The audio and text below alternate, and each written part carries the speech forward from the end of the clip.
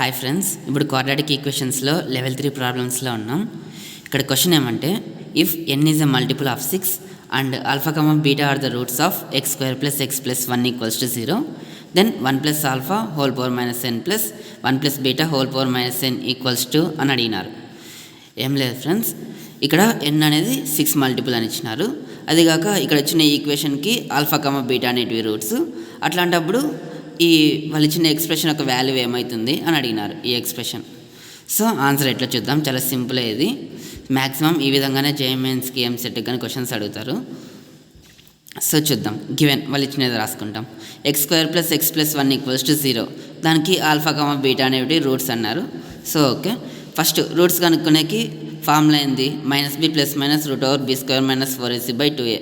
దాంట్లోకి అప్లై చేస్తే a equals to 1, b equals to 1, c equals to 1, 3 1లే. So అది కంటిన్యూ చేస్తే x equals to -1 plus minus i√3/2 వస్తుంది. మీరు గమనిస్తే -1 ప్లస్ i√3/2 మనకి ఒమేగా నార్మల్ దీని వాల్యూ. అది కాక -1 మైనస్ i√3/2 అనేది ఒమేగా స్క్వేర్. సో మనం ఏమంటాం, ఎక్స్ వాల్యూస్ ఒకటి ఒమేగా వచ్చింది, ఇంకోటి ఒమేగా స్క్వేర్ వచ్చింది. ఆల్ఫాని ఒమేగా అనుకుంటాం, బీటాని ఒమేగా స్క్వేర్ అనుకుంటాం. ఇంకొక కండిషన్ ఏమి ఇచ్చినారు క్వశ్చన్లో వాళ్ళు, n అనేది 6 మల్టిపుల్ అన్నారు. సో మనము nని 60 అని రాసుకుంటాం, 6 ఒక మల్టిపుల్ కాబట్టి.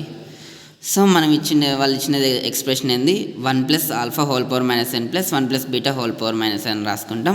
ఆల్ఫా అంటే ఒమేగా పెట్టుకుంటాం, బీటాని ఒమేగా స్క్వేర్ పెట్టుకుంటాం. ఇక్కడ -n కదా, -60 అని రాసుకుంటాం. ఓకేనా, మనకి ఈ ఫార్ములాస్ తెలుసు, 1 plus omega square equals to 0 అని. అట్లాంటప్పుడు 1 ప్లస్ ఒమేగా అంటే ఇక్కడ ఉంది కదా, ఈ 1 ప్లస్ ఒమేగా ప్లస్లో -ఒమేగా స్క్వేర్ రాసుకోవచ్చు. అదిగాక 1 ప్లస్ ఒమేగా స్క్వేర్ని -ఒమేగా అనుకుని రాసుకోవచ్చు. ఈ రెండు దీనిలో సబ్స్టిట్యూట్ చేస్తే -ఒమేగా స్క్వేర్ హోల్ పవర్ -60 అవుతుంది, ప్లస్ -ఒమేగా హోల్ పవర్ -60 అవుతుంది.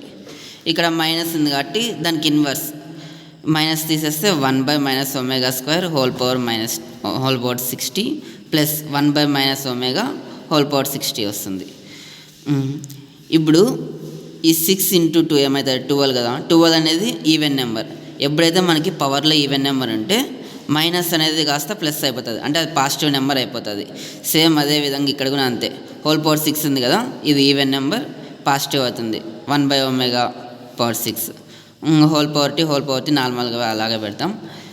ఇక్కడ యూనిటీ అంటే ఇక్కడ ఒమేగా క్యూబ్ ఈక్వల్స్ టు 1 కదా, దీన్ని 12ని మనము 3 into 4గా రాసుకోవచ్చు కదా. అంటే ఒమేగా క్యూబ్ హోల్ పవర్ 4 అని పెట్టుకుంటే 1 పవర్ 4 అవుతుంది. ఇక్కడ కూడా అంతే, omega cube whole square 1 square అవుతుంది. అప్పుడు 1 whole power t plus 1 power t అవుతుంది. 1 పవర్ ఎనీథింగ్ మళ్ళీ 1 వస్తుంది. సో ఫైనల్గా మనకి 1 + 1 ఈక్వల్స్ టు 2 ఆన్సర్. ఈ ఒక ఎక్స్ప్రెషన్ ఒక వాల్యూ మనకు answer 2. So please like, share and subscribe friends.